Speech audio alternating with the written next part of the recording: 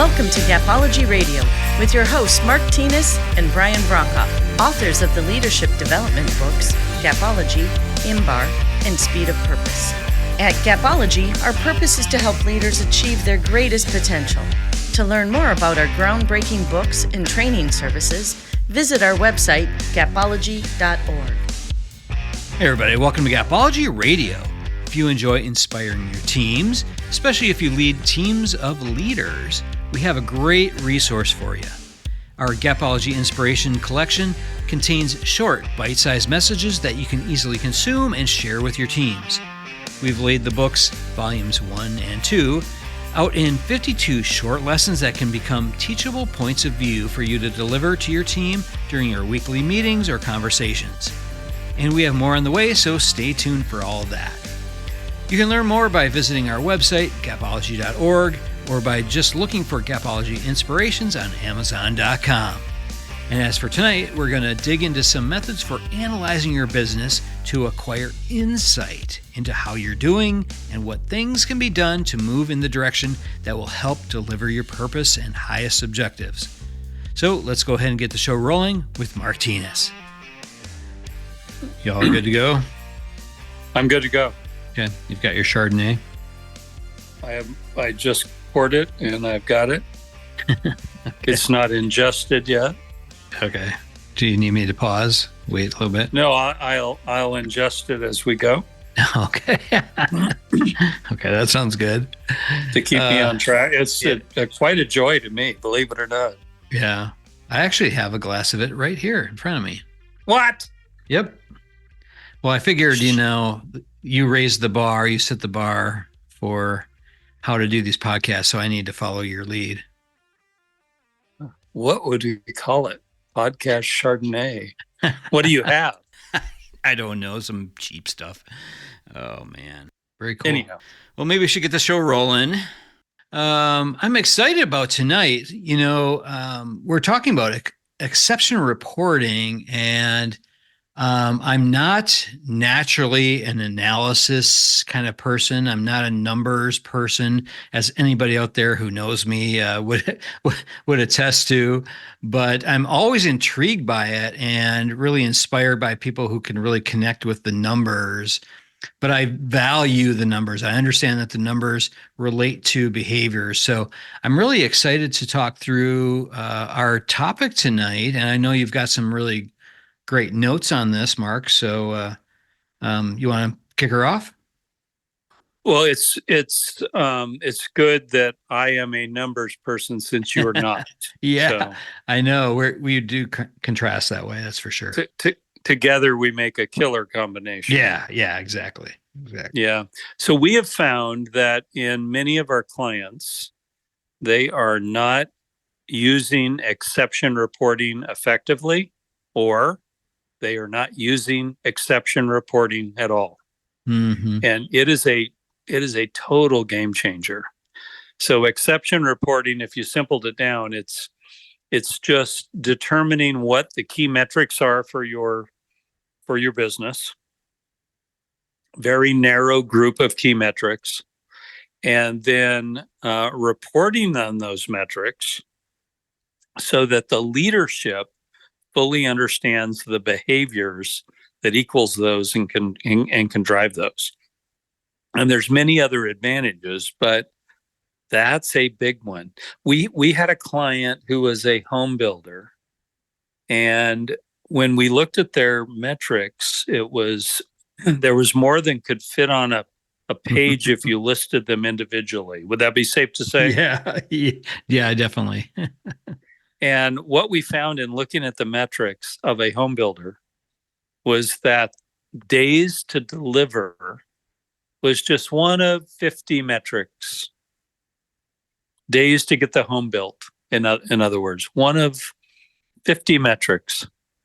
What they didn't realize was that it was the key metric, and that when they were the home builder that could deliver the home in 3 months, and everyone in that town was delivering homes in 6 months, that their homes sold at an incredible rate.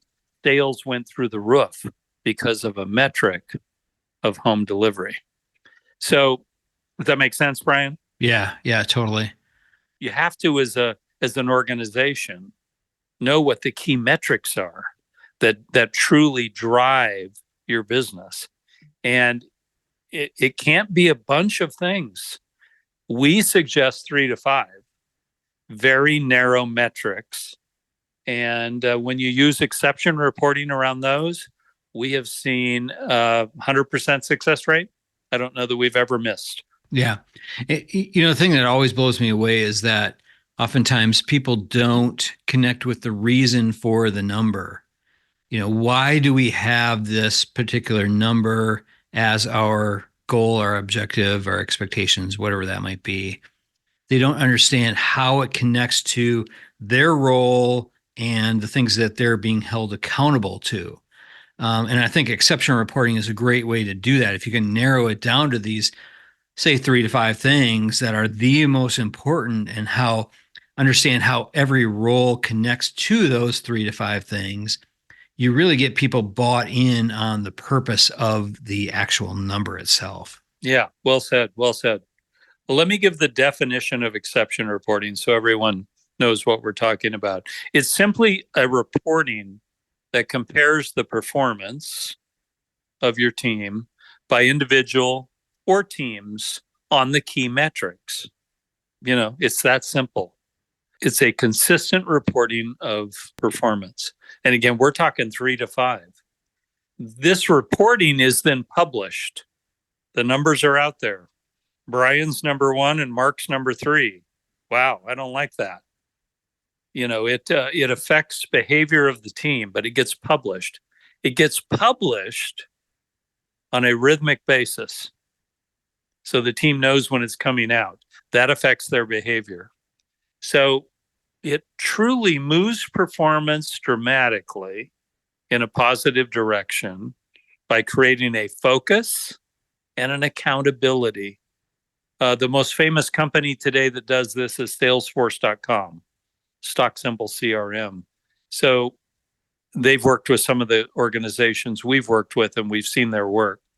But we have seen the clients we've worked with really miss on this one because they don't understand it. We had a client that had 45 expectations. Mm-hmm. We're saying 3 to 5. They said 45. We quickly narrowed that 45 to 5 by having them rank them in relation to their impact on profitability. And we were able to move results in dramatic fashion. But the key is to have the right 3 to 5 and to then publish results, exception reporting by the team in relation to those.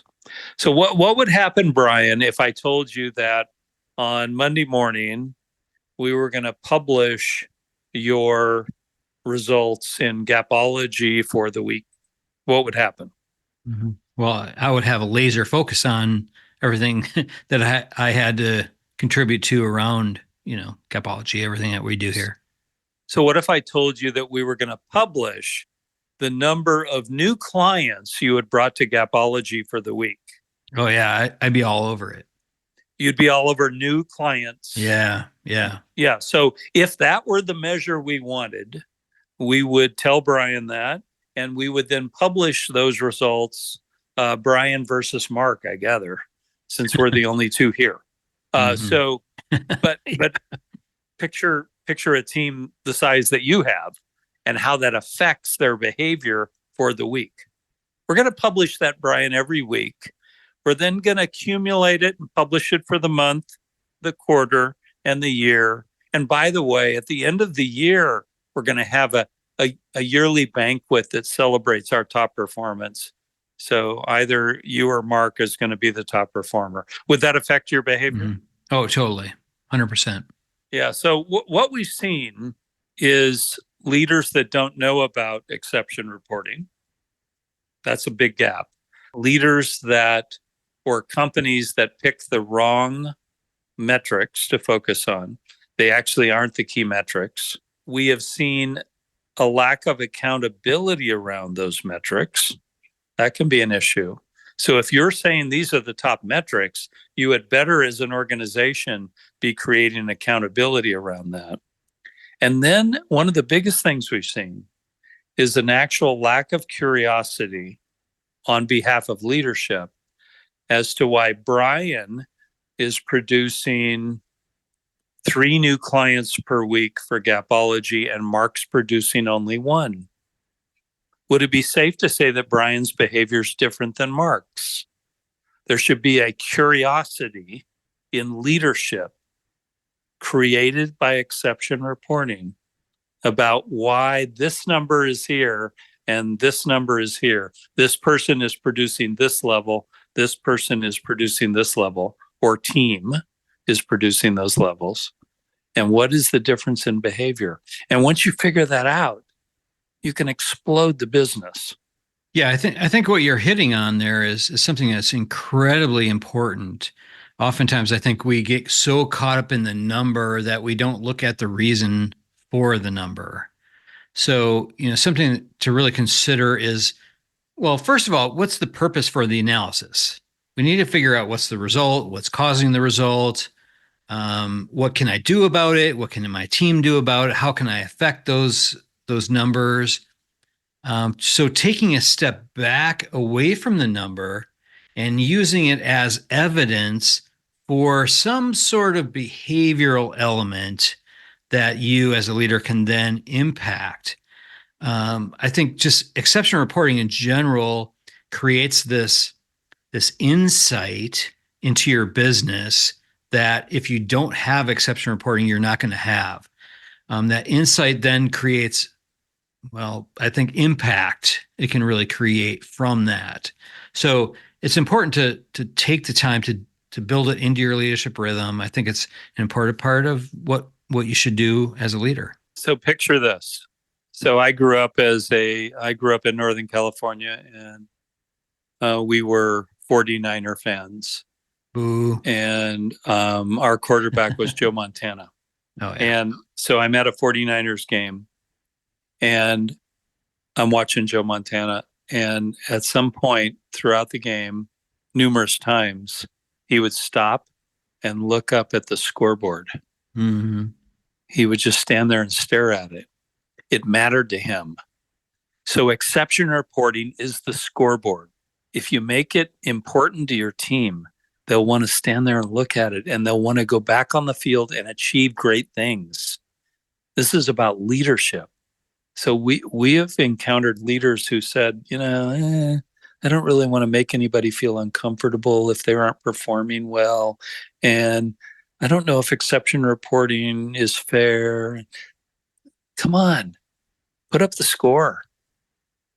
It tells you as a leader the behavior that's in place or not in place, and it allows you to drive the business forward. It's a big deal, and exception reporting works, and it has worked everywhere. 100%, right, Brian? Everywhere we've used it. Yeah, 100%. So picture a report coming out on Monday morning that shows the results for the week in a narrow set of expectations. That matters, and it matters to the team. And if Joe Montana is on your team, he's going to want his number to be a great number. All right, let me give you some quick things you can do to get this in place. So the first thing is expectations. So we're not joking about a narrow set of 3 to 5 expectations. It has to be narrow. They have to be the big ones. We have seen the best performance out of organizations that view the week as the time frame of the expectation. And then the month, the quarter, and the year. They start with the week. So every week the results are posted. So it's great if you can pick an expectation that can be quickly calculated and moved into a report for the week. That really is of great significance. We have seen businesses literally explode their business, meaning in a good way, when they started reporting exception reporting like we're talking about on a weekly basis. You've got to pick the right 3 to 5. Yeah, no, I think you're exactly right.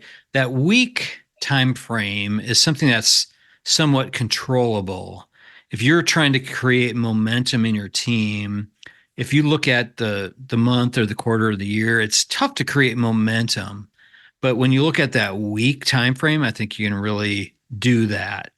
Connecting with the things that you really expect to happen. So when we look at expectations, you break that down, and these are the things that you expect to happen, and then connecting your team to the reasons behind it. So why do we expect these things to happen?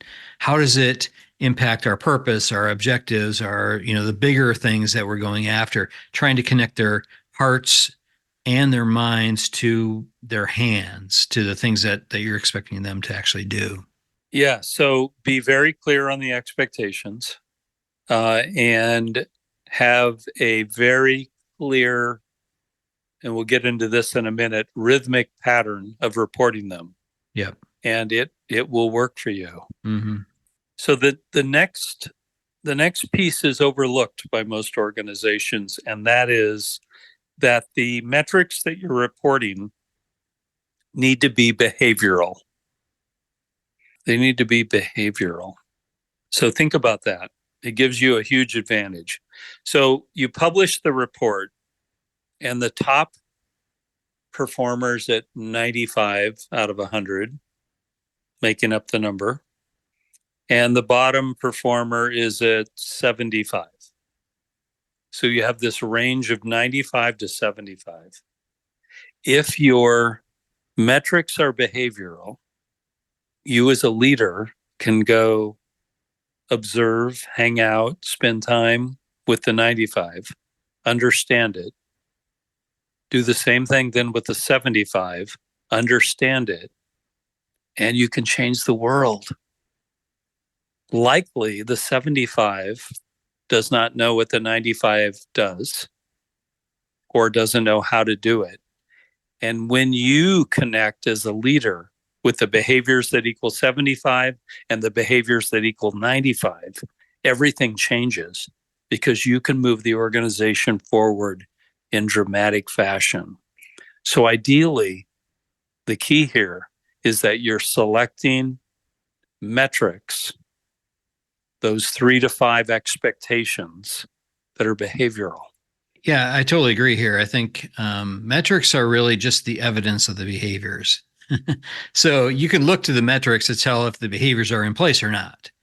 So, you look at that number on that spreadsheet, and you can tell if you've done your homework ahead of time and you've seen that, this specific behavior will produce this specific result. If you've determined that ahead of time and set that as the expectations, you can look at that metric and know, hey, these behaviors are either in place or they're not. And then from that, I think your role, based on that evidence, based on those metrics, that tells you where your coaching needs to really lie. You need to focus in on the behaviors that are driving or not driving those metrics. Yeah, as a leader who's experienced this, the one thing I've found is that when I go spend time with the 95, I often learn things that I did not know. Yeah, totally. So as a leader, I come away much stronger. Yep. Understanding, I can move the whole group to 95. Yeah. Oh my God. I now get it. I understand it. So it benefits the leader. Mm-hmm. And the leader then may say, okay, we need to train differently. We need a realignment. We need a mentorship program. There's many different things that will come from that. But once you understand that top performer, because they're beating your number. If the range is 95 to 75, your number is not 95. So 95 is ahead of you. What are they doing? How do we get there as a group? It changes everything. So that's a big one. Yeah. So know the behavior that equals the metric and choose metrics that are behavioral. So the next thing we've seen is rhythm is key. So if I know that on Monday morning the report's going to come out that shows my ranking on the key metrics every Monday morning, that affects my behavior all week. In my case, I would want to be number one every week. There wouldn't be a number that would be acceptable to me other than that. It varies by person, but the rhythm matters. So if you communicate and then execute to a rhythm, it changes everything. It becomes cultural, and it's so predictable, and you can make it very positive and very action oriented, but it's very serious. It's a big deal. It would matter to me if you were posting my name on the screen up there and or on the email and the posting that showed my number and how it ranked. That would matter to me. So I would fight all week to get a great number. Oh yeah. Yeah, definitely. The rhythm, and we've talked on this podcast a lot about leadership rhythm and just the leader rhythm. And I think this is one of those key pieces in Gapology that leaders really need to attach themselves to. Create a leadership rhythm that will deliver the results that you're looking for. And there's many elements that can go into that depending on your business and so forth. But if you don't create this leadership rhythm, it creates this chaos that happens that creates fear and anxiety in your team and that type of thing that lowers confidence and that. But if you do develop a leadership rhythm around the things that are the most important, these 3 to 5 things, it really can make huge leaps in your performance. And, being able to create confidence, lower fear, minimize chaos, that's all part of this leadership rhythm. Look at that, analyze what you do when, what's the most important things, what are the least important things, what are the things that make impact, what are the things that don't, eliminate the things that don't, and really focus in on the things that create that massive impact that you have at your fingertips. Yeah, so exception reporting rhythm matters. Yeah, totally. Tell the team when the report's coming out. Yep. Tell them that it matters and go for it. It changes everything. So the next thing that we've seen is that the impact of exception reporting varies within the team. So there's top performers who want to get even better, and it actually moves their performance up, and they want to be number one. Mm-hmm. There are bottom performers who actually will improve their performance because they don't want to be called out as a bottom performer. So it brings the bottom performance up. It brings the top performance up as well. But it brings, again, as we talked about earlier, the leader to the point where they can learn the behavioral difference between the top and the bottom and share that then with everyone and work to bring everyone to the top. So exception reporting works. It works because I want to be number one. It works because I'm scared to be last place. Yeah. It works. Yep. It works. So we have seen underperformers in an organization listen to this. This is a big deal. We have seen underperformers in an organization where when exception reporting was introduced, became the top performers because of exception reporting. It literally changed their behavior to where they became the top performers. It creates a level of accountability, a level of excitement. It makes everyone better, and the leader gets better because they understand the behavioral difference between the two. So the impact may not be what you think, but it delivers top performance within the group. Yeah, and I think here, we're not just talking about carrot and stick type things. We're not talking about exception reporting to create fear in the team and so forth. What we're trying to do is just really create a transparency in performance So if you I like publish, that. Say that again. Say that again. we're trying to create a transparency in performance. Oh, I like that. Yeah, I don't yeah. have that t-shirt yet. There we go. We need to add that one. We want people to know where they stand. And I think people want to know where they stand. As a leader, we should really be focusing on how can we create this impact in our team. And our exception reporting really points to where you are making an impact as a leader. How are you impacting your team and their performance? How are you impacting the organization as a whole? How are you impacting your customers, your clients? And I think when you look at what are the elements we're measuring and reporting on, you can really align it with the things that matter most. Well said. Wow, you're on fire. Must be the Chardonnay I've had tonight. You need to get another glass. Last item. So think about this.